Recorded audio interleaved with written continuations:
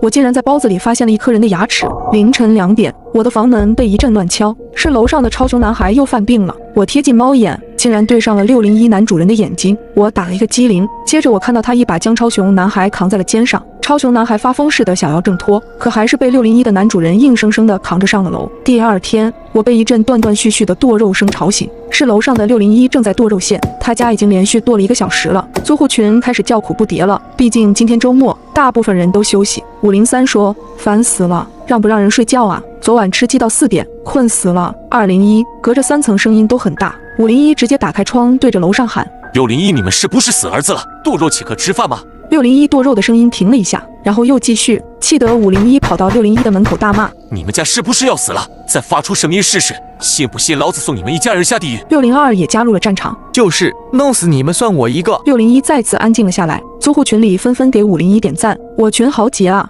听你怼601可真爽啊！这时501突然在群里问：“这是谁呀？发短信吓唬老子！”接着他丢出一张短信截图，又是未知号码，这次写的是小心下一个死的就是你。我以为这又是谁的恶作剧，便盖上被子继续睡懒觉。到了中午出去吃饭时，我正巧和601的女人打了个照面，她手里拿着个纸箱，我瞄了一眼，看到箱子正上方的几个字：酱汁排脚肉鸡。女人看到我后，对着我露出一副诡异的笑容：“呵呵，家里买了一只小乳猪，所以今天一直在剁肉，你多担待。”我随即附和一声，转身下了楼。等我吃过午饭，刚走到5楼的楼梯口，就再次看到了601的女人。她把脸贴在我家的猫眼上，正努力从外往里看。请问你有事？听到我的声音，601女人立刻换上温和的笑容朝我看来。她抬起手，我这才发现她手里拎了个白色塑料口袋。今天家里包了包子，拿几个来给你尝尝。不用了，谢谢。我本能的不想要，可是她非往我手里塞，没法，我最后只能收了。回到房间内，不一会儿，我听到了有人下楼的声音。我从猫眼里看到是601的男主人，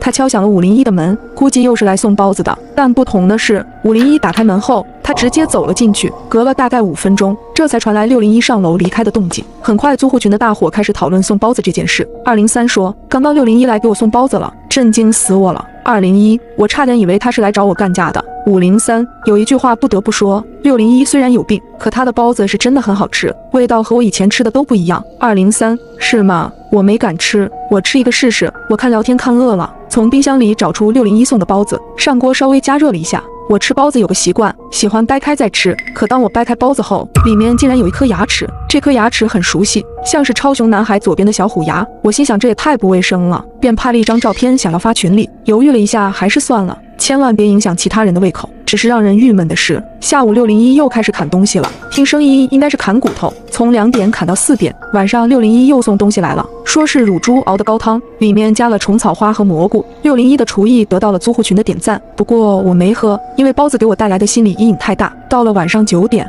，303突然找到我，你有没有发现602和501很久都没说话了？我不喜欢泡群，倒是没注意。303继续说，这不是重点，重点是601砍骨头砍这么久，501还这么安静。你再想想501收到的那条短信，小心下一个死的就是你。被303这么一点，我也反应过来了。303接着说，你说601剁的，有没有可能就是501和602？太可怕了！还好我昨天不在家，错过了人肉包子。我们要不要报警？我立即回复303，我找房东，让他给501打个电话试试。5楼的3间房都属于同一个房东。我立刻以501家里水烧开了没人关冒黑烟为由，告知了房东。501的手机铃声很快响起，他的手机铃声很特别，是一首热血的中文歌，激昂的曲调却让我浑身发冷，因为手机铃声响起时是从我楼顶的601传来的。